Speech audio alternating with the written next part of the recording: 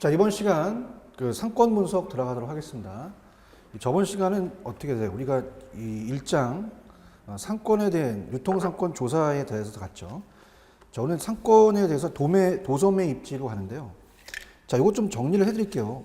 저번 시간에 우리가 그 세 가지 법칙이 있었어요. 그래서 교재를 보시면은 어떻습니까? 그 앞쪽으로 가시면 이제 그 서술적 방법 체크리스트. 자, 우리가 29페이지 있는데요. 자, 요거 다시 한번 저번 시간 했던 그 어때요? 앞쪽 파트 유통 상권 조사에서 중요한 파트를 이제 본다면 우리가 그 세 가지가 있었어요. 그죠? 유통 상권 조사에서 제1장 유통 상권 조사에서 자, 이걸 제가 마지막 시간에 좀 해드리려고 했는데 못 해드렸거든요. 그래서 이제 교재 보시면 29페이지에 그 서술적, 규범적, 확률적이라는 게 있잖아요. 그래서 우리가 이 규범적에 크리스탈러의 중심지론이 있었고, 이제 소매중력 법칙과 이제 컨버스 법칙, 그 다음에 커프가 있었습니다. 그래서 이 세 가지를 한번 볼게요. 다시 한번 정리를 한다면 네일리의 법칙은 자, 우리가 이제 인구에 비례하고 레인비라고 외우시라 그랬죠. 그 다음에 이제 거리 제곱에 반비례합니다. 그래서 거리 제곱에 반비례한다. 네, 그렇게 되면 됩니다. 거리 제곱에 반비례한다 이렇게 했는데요. 자, 거리 제곱에 반비례한다.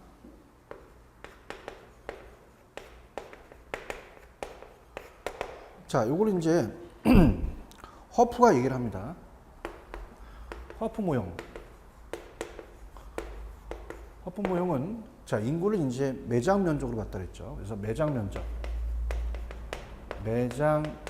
면적에 비례하고 자, 거리 제곱이 아니라 그냥 거리에 반비례한다.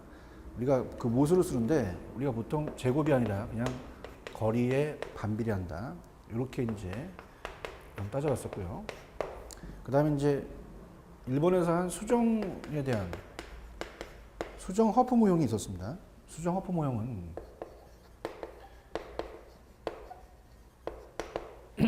자, 얘는 매장 면적에 대해서 우리가 그 매장 면적의 비례는 똑같죠. 매장 면적의 비례는 똑같은데 어때요? 자, 얘는 거리 제곱의 반비례죠. 그래서 이제 이 네일리의 법칙에 의해서 우리가 이제 그 허프가 어떻습니까?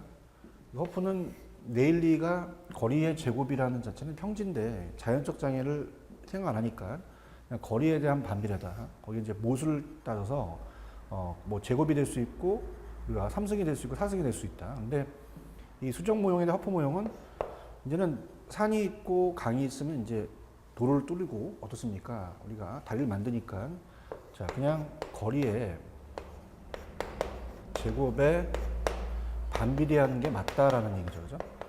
자, 그러면 자, 공통적인 것은요.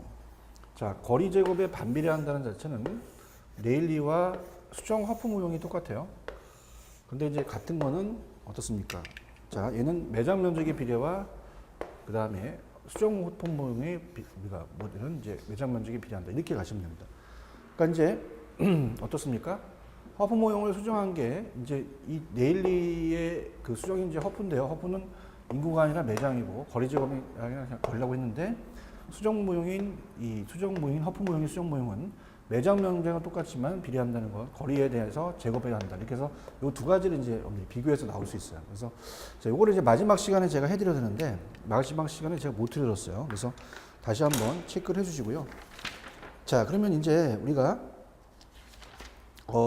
제 2장에 도소매 입지로 가도록 할게요. 도소매 입지. 그래서 이쪽 파트는 이제 우리가 이제 어떻습니까? 그 유통물류 일반 관리가 25문제에서 4문제 배점이 있다면 상권 분석은 20문제 정도 출제돼요. 그렇지만 그 배점이 5점이기 때문에 여기서 이제 여러분들이 어떻습니까? 그 중요도가 높기 때문에 그 고득점을 하셔야 돼요. 그렇다면 이제 43페이지 우리가 가셔서 이 도소매 입지를 가는데, 자, 먼저 이제 전체적인 틀을 먼저 보여드리도록 하겠습니다. 자, 도소매 입지다. 그래서 앞쪽에서 이제 제가 말씀드렸지만, 먼저 제 1장에서는 이제 일장했던 파트가 굉장히 중요합니다. 그래서 상권 분석이죠. 상권 조사. 그래서 먼저 상권을 분석하고, 그 다음에 여기가 이제 가장 출제 빈도가 높고요. 자, 그 다음에 이제 그 점포 개설할 때까지 이제 쭉 우리가 나열된다 그랬죠. 그러니까 여기가 이제 100점을 만점으로 해서 60%에서 65%. 그러니까 60점 이상만 맞으면 되니까 여기만 완벽하게 맞춘다면 뭐 이쪽 파트는 상권 분석은 이제 합격이라고 볼 수 있어요.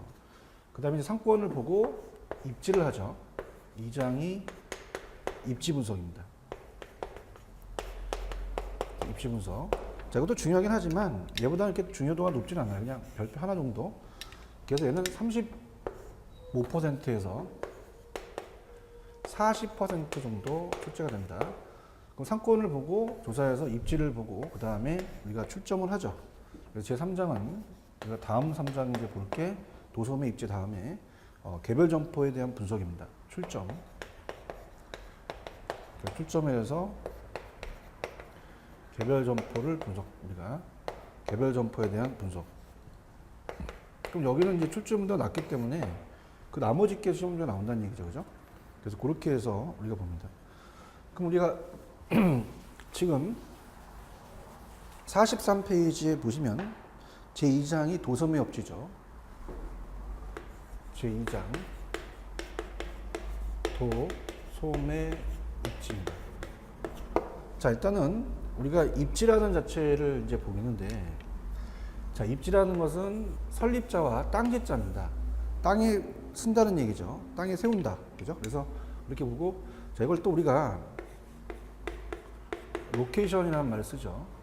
그러니까 로케이션이라는 말은 그 초등학교는 이제 우리가 뭐 문방구 같은 게 좋고, 그 다음에 어떻습니까? 우리가 사무실 같은 데는 이제 우리 직장인들이 있으니까 편의점이나 식당 이런 게 있어야 되죠.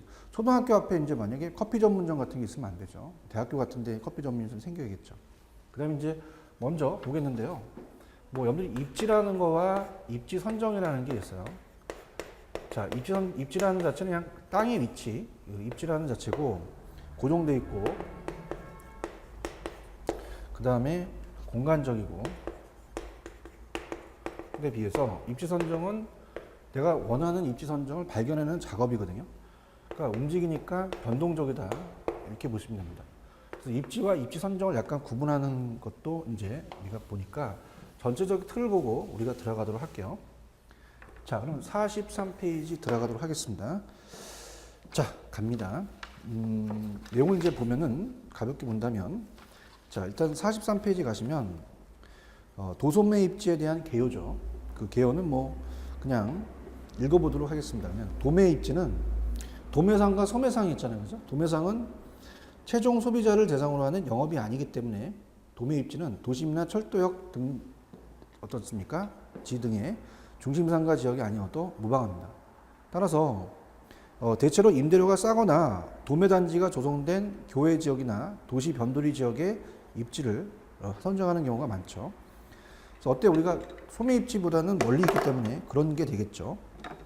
근데 소매 입지는 다르죠. 소매 입지는 우리가 직접 소비자를 대면해야 되니까 가까이 있어야 됩니다. 그래서 입지에 대한 개념은 일반적으로 고객이 선택하는 점포는 첫째, 이용하기 편리한 장소에 있고, 둘째, 그다음에 상품의 구색이 풍부하며, 셋째, 가격이 저렴하는 느낌을 주는 점포라고 알려져 있죠.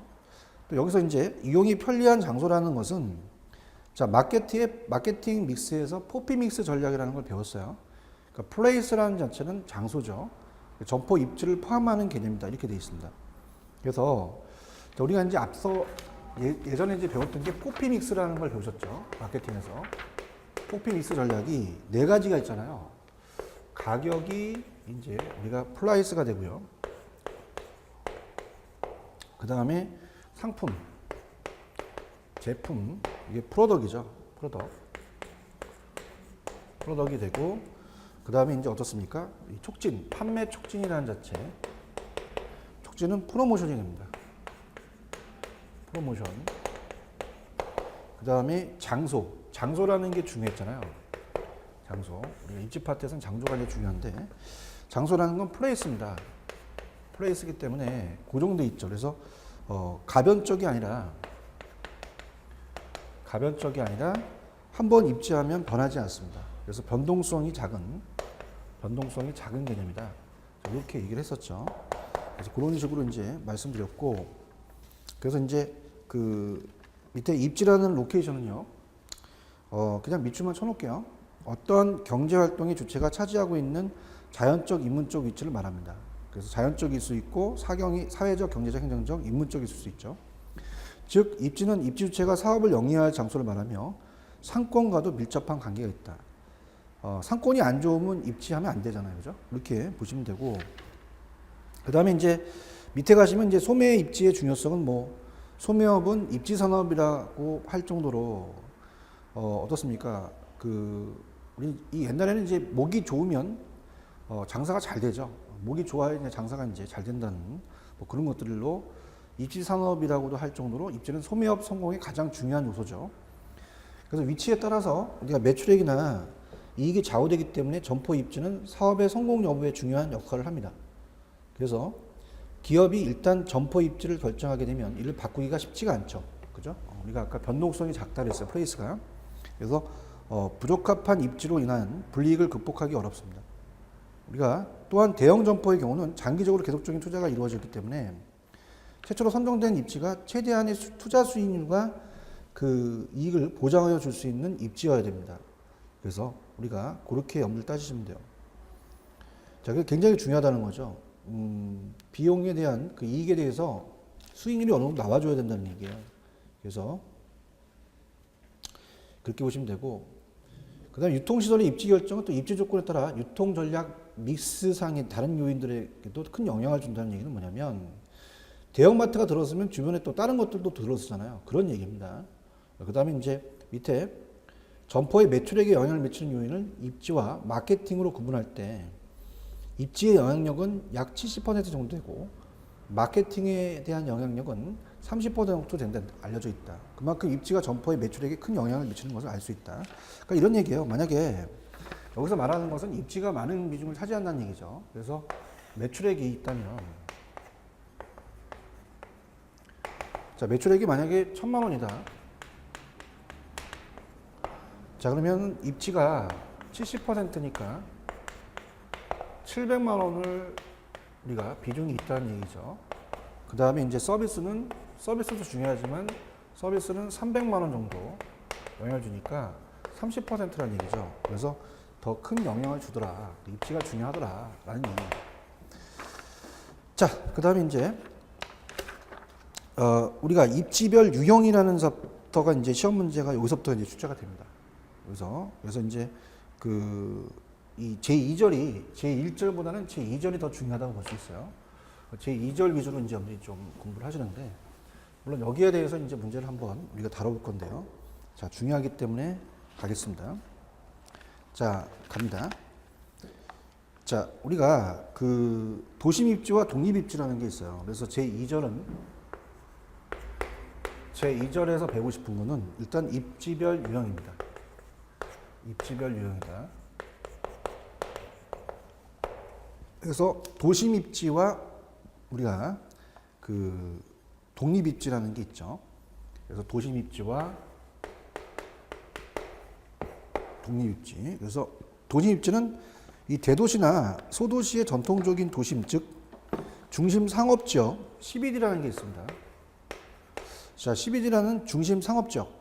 물론 중심 상업 지역을 이제 CBD 그다음에 S라고 좀 붙는데요. 이 중심 상업 지역이라는 자체는 뭐냐면, 그러니까 서울로 본다면 서울시청을 얘기를 해요.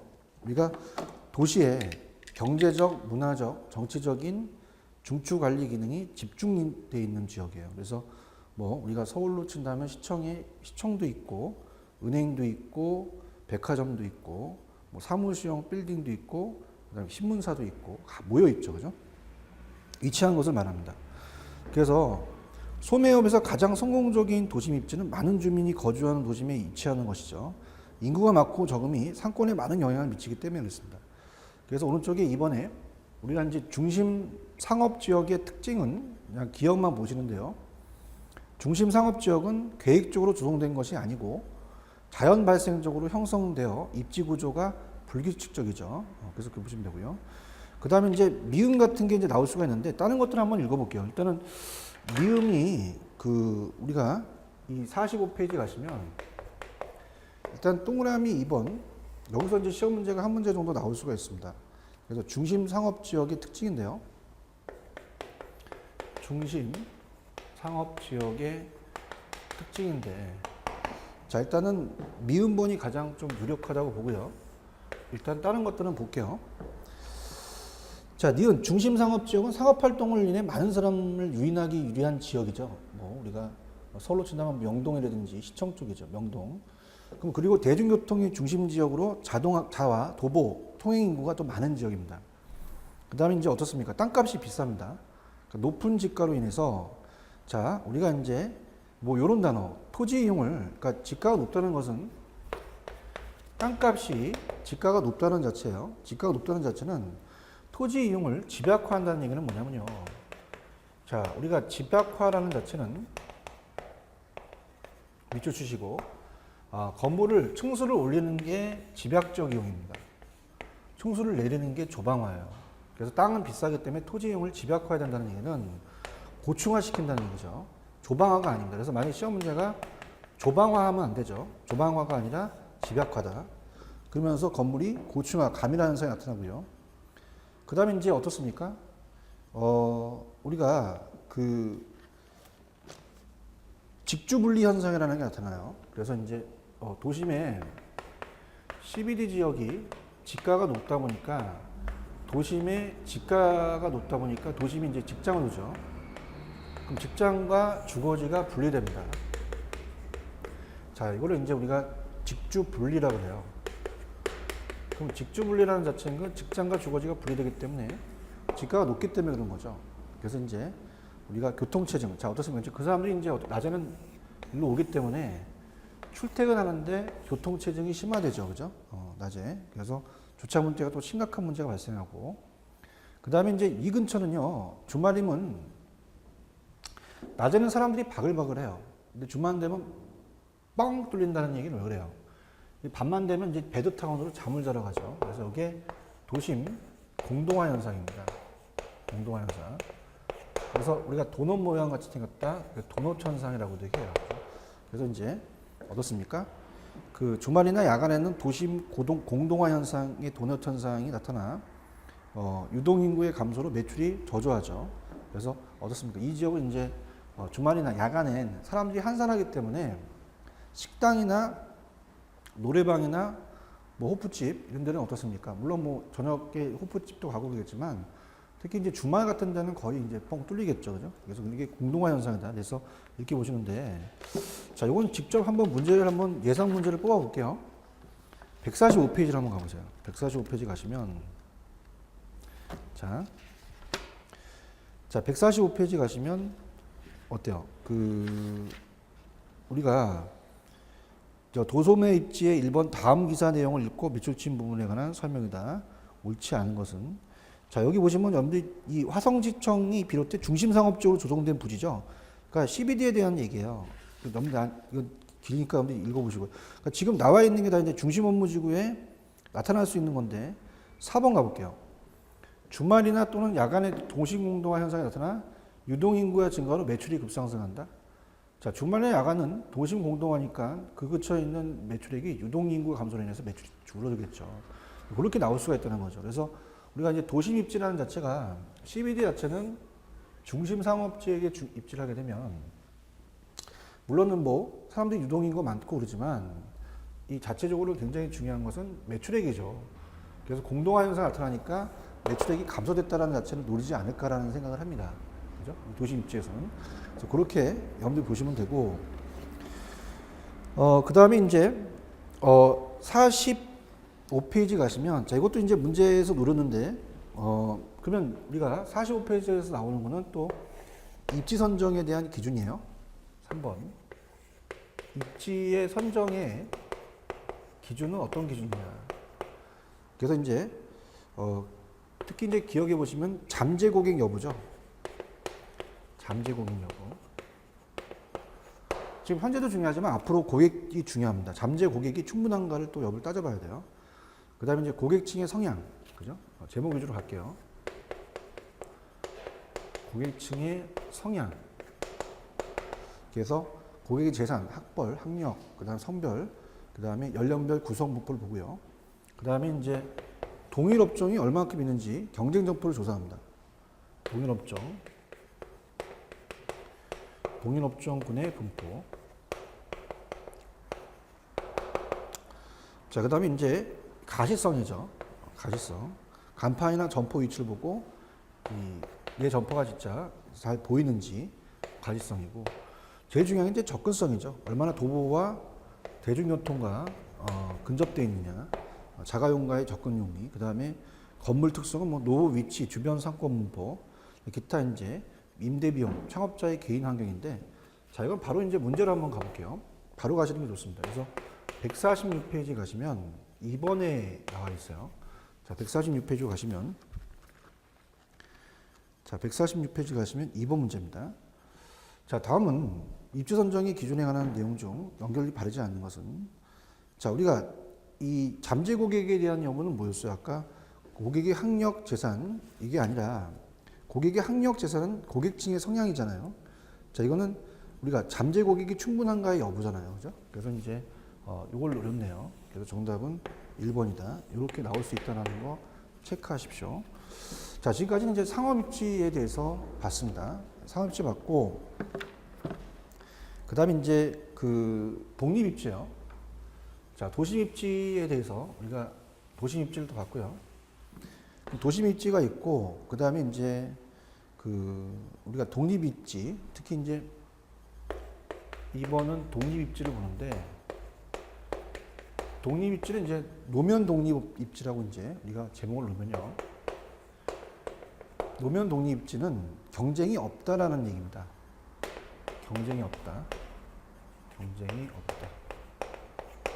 자, 그래서 그 밑에 보시면 이 노면 독립 입지는 프리스탠딩 사이트, 그죠? 그래서 이제 이거는 뭐 경쟁이 없다, 자유롭게 서 있다라는 얘기죠.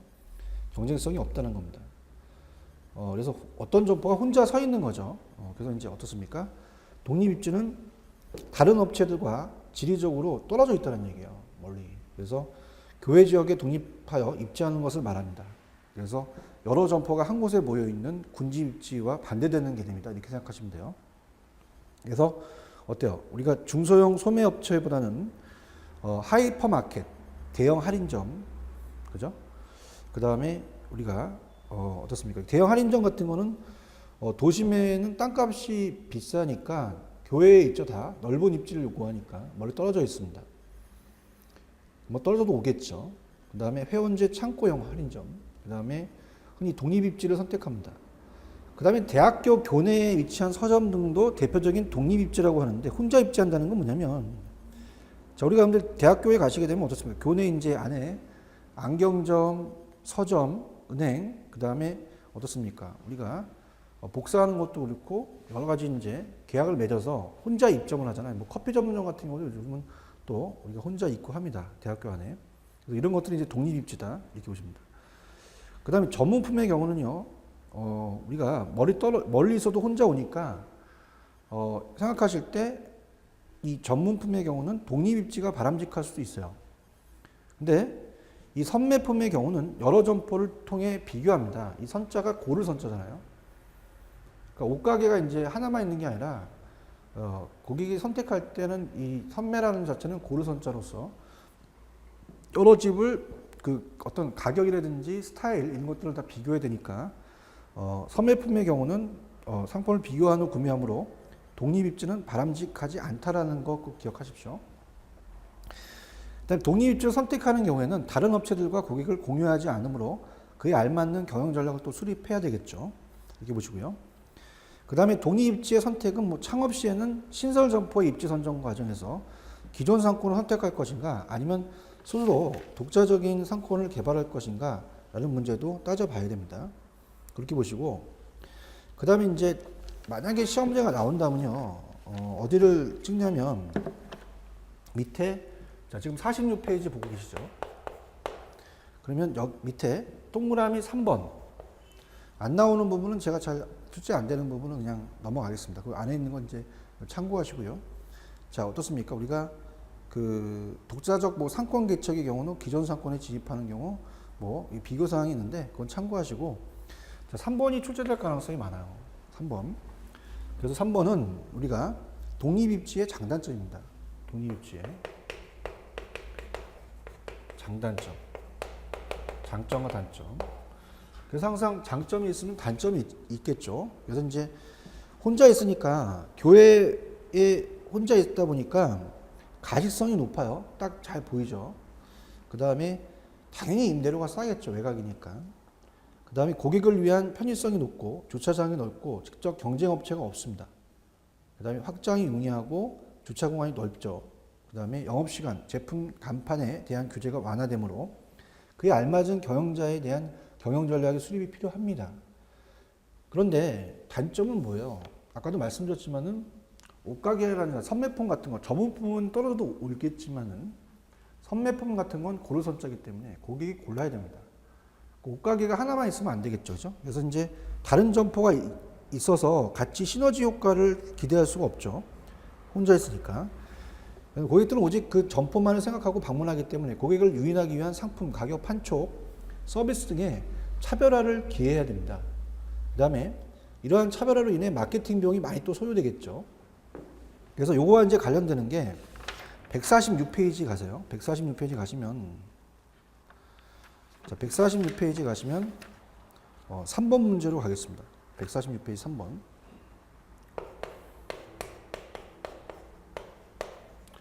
자, 3번을 보시면 다음 중 노면 독립 입지에 관한 설명으로 가장 옳지 않은 것은, 자 지금 여러분들 다 봤는데요. 지금 몇 번이 정답이냐면 여기 몇 번이에요? 2번이죠. 자 단점은 어떻습니까? 독립입지가 타 점포와 시너지 효과가 극대화된다? 시너지 효과는 기대할 수가 없다는 점. 이렇게 해서 정답은 2번이다. 이렇게 보시면 되고, 그 다음에 이제 다시 넘겨 오시면 우리가 이제 그 어떻습니까? 46페이지 가시면 요 4번은 보셔야 돼요. 4번은. 자, 4번 정도는 또 이제 이 우리 시험 문제는 오지선다기 때문에 이 지문이 객관식 시험 문제는 지문이 많다? 그럼 무조건 노려요. 그래서 자 갑니다. 자, 독립입지가 적합한 경우. 자, 독립입지가 적합한 경우 물어보겠죠. 독립입지가 적합한 경우는 어떤 경우냐? 그래서 적합한 경우. 당연히 취급하는 상품에 확실한 기술력을 보유하고 전문성을 갖춘 소매점이죠. 그 다음에 중요한 게 목적 구매 상품을 취급하는 소규모가 아니라 대규모여야 됩니다. 규모가 커야 돼요. 그래서 대규모 소매점. 자, 요게 이제 우리 일단 기억에 전문성을 우리가 갖춘 소매점이 중요하고요. 갖춘 소매점이 중요하고, 그 다음에 니은번에는 맨 마지막에 대규모 소매점이죠. 목적 구매 상품을 취급하는 대규모 소매점. 대규모 소매점. 혼자 있으니까 규모가 이제 커서, 그러니까 외곽이 있고 잘 보여야 되고, 독자적으로 고객을 흡입할 수 있는 마케팅 능력을 가진 소매점이죠. 그 다음 맨 밑에 가시면 이제 비읍 같은 경우, 할인점처럼 저비용 저가격 정책을 실시해야 됩니다. 그죠? 싸게.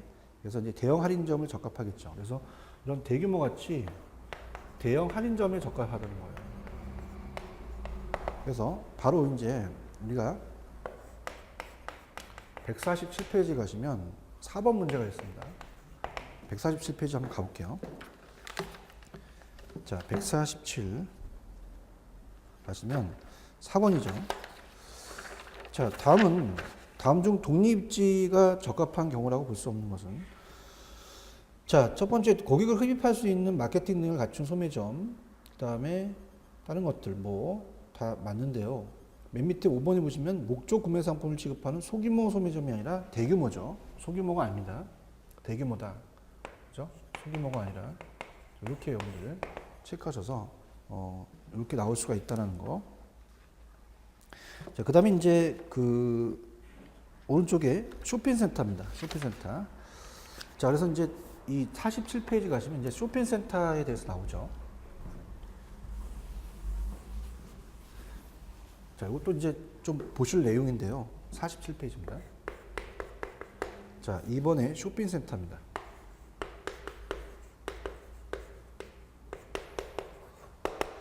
자, 일단은 의의는 읽어볼게요. 우리가 이제 쇼핑센터는 하나의 개발업자, 디벨로퍼가 도시 근교에 대규모 토지를 확보해서 의도적인 개발 계획하에 대규모 커뮤니티, 그죠? 로 시설로 만들어진 것이 보통이다. 그럼 이제 쇼핑센터는 도시 외곽의 대형 건물에 원스톱 쇼핑은 한 번 가서 어떻습니까? 단 한 번에 구매를 하는 거죠. 한 번 갈 때. 그래서 가능하므로 소매점을 비롯한 다양한 업종 및 업체들을 모아서 만든 대규모 집단 판매시설을 의미한다. 또는 우리가 상점가라고도 한다. 쇼핑센터는 상점가라도 한다. 그래서 쇼핑센터에는 드라이브인 광극장, 그 다음에 백화점, 전문점, 소매점, 그 다음에 서비스점이 함께 있어서 원스톱 쇼핑이 가능하다는 거. 이렇게 해서 염두에 체크를 하시고요.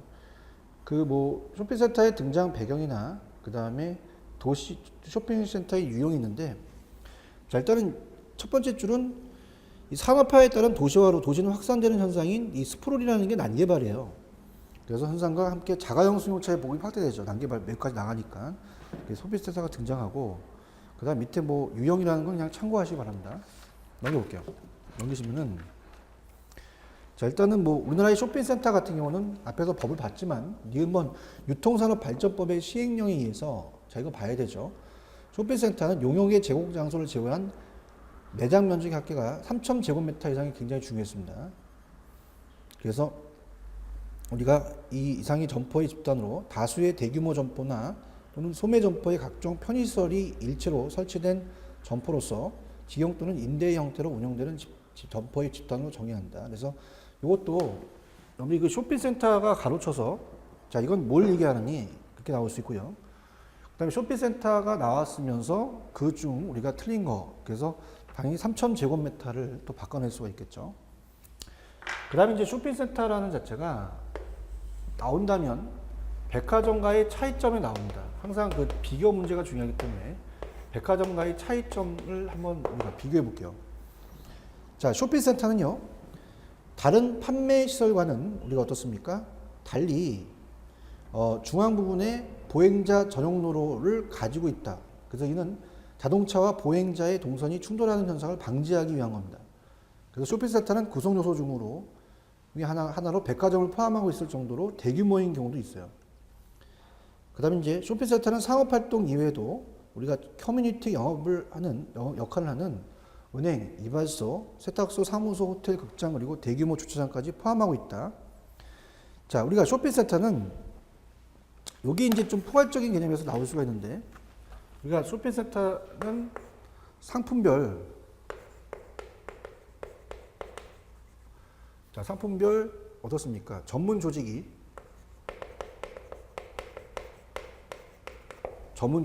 다수 업체인 집합입니다.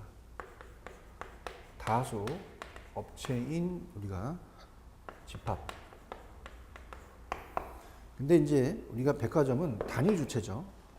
우리가 그 뭐 무슨 백화점 이렇게 나오잖아요. 단일 주체에 대한 것이다. 이렇게 한번 정리를 좀 해주시고요. 그 다음에 이제 만약에 나온다면 이제 4번 정도? 자, 또 왜 그래요? 우리 오지선다 보니까 5가지가 있죠. 그래서 이제 쇼핑센터의 특징 나올 수 있습니다. 쇼핑센터의 특징은, 자, 우리가 5가지가 있는데요. 첫 번째 보시면, 자, 외곽이 아니라 주로 쇼핑센터는 도심 중심지의 상권을 형성한다. 도심 중심지의 상권을 형성한다. 상권의 형성. 뭐 이런 것들이 이제 나올 수가 있죠. 그 다음에 뭐 다른 것들은 뭐 개별 점포의 영역 시간 등 운영에 대한 간섭, 다양한 유형의 많은 점포들 또 집적돼 있죠. 입점 업체에 대한 구성, 믹스가 계획적인 조직이 필요하고 높은 임대료 관리 비용이 더 들어가겠죠. 자, 그럼 바로 우리가 확인 작업을 들어간다면, 자, 일단은 뭐 아까 요거 두 가지 이제 본다면 일단은 쇼핑센터나 백화점에 대한 비교가 나올 수가 있겠죠. 그래서 147페이지로 갑니다. 147페이지 가시면 우리가 147페이지 2번 문제부터 확인할게요. 갑니다. 147. 147페이지 가시면 2번입니다.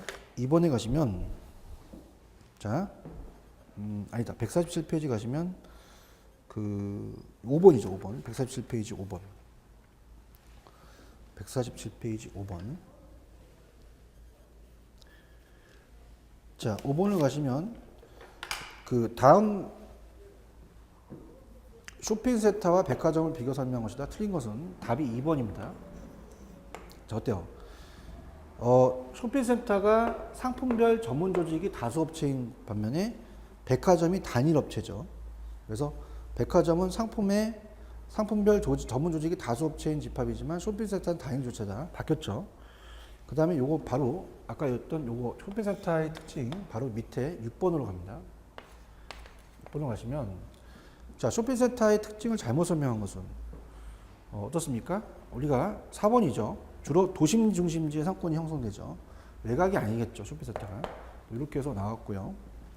그 다음에 자, 우리가 이제 페이지 다시 가시면 48페이지에 한번 내용이 빠진 게 있습니다. 그 48페이지 한번 적어보세요.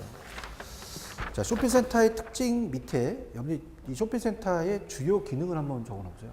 자, 그래서 뭐 번호는 5번이라고 얘기하겠죠. 자, 그래서 우리가 쇼핑센터의 특징이 아니라 주요 기능이다. 자, 이렇게 업무를 필기를 한번 해보시면서 체크를 한번 해보시죠. 자, 일단 쇼핑센터라는 건 물건을 파는 어떤 상업 기능이 있고요. 당연히. 그 다음에 이제 두 번째는 커뮤니티 기능이라는 건 어떻게 돼요? 쇼핑센터 안에 있으면 이제 업체끼리 뭐 세탁소라든지 뭐 어떻습니까? 안에서 우리가 옷가게라든지 뭐 화장품 가게라든지 뭐 이런 분들이 서로 이제 커뮤니케이션을 하면서 커뮤니티를 또 형성하겠죠. 그래서 커뮤니티 기능을 또 우리가 하겠고요. 그 다음에 세 번째는 어때요? 공공기능. 뭐 그 안에 우리가 또 이제 업무가 은행이 또 있을 수도 있죠. 자금을 융통해 줄 수 있는 은행이 금융이 또 우리가 공공기능 역할을 해주고 여러 가지 극장 같은 오락 같은 거 이런 것들도 이제 기능을 해줍니다.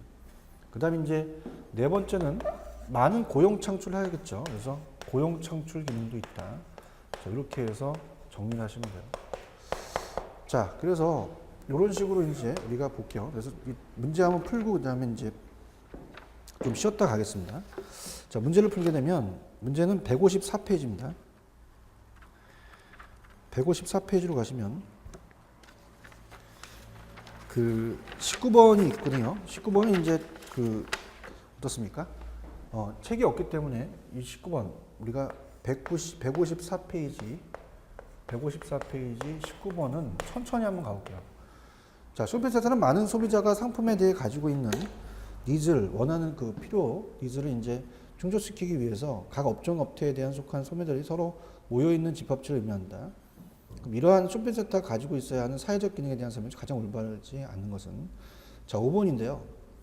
자, 우리가 지역 개발 기능, 일반적으로 쇼핑센터를 개발하면서 동시에 지역사회 보탬이 될 수 있는 공공시설을 건립하여 기부한다. 자, 쇼핑센터를 개설한다고 해서 지역사회 보탬이 될 수 있는 공공시설을 건립하여 기부하는 건 아니겠죠. 그죠? 그래서 우리가 그냥 좀 전에 배웠듯이 상업기능, 커뮤니티 기능, 공공적 기능, 그 다음에 고용의 창출, 그 다음에 이런 것들. 그래서 공공적 기능입니다. 공공적 기능. 그래서 우리가 이 공공적 기능으로 봐야 돼요. 공공기능 하지 말고 공공적 기능. 그래서 우리가 이 자체가 쇼핑센터가 공공시설을 건립해서 기부하는 건 아니라는 거 그렇게 보시면 됩니다. 자, 여기까지 하고요. 좀 쉬었다가 들어가도록 할게요.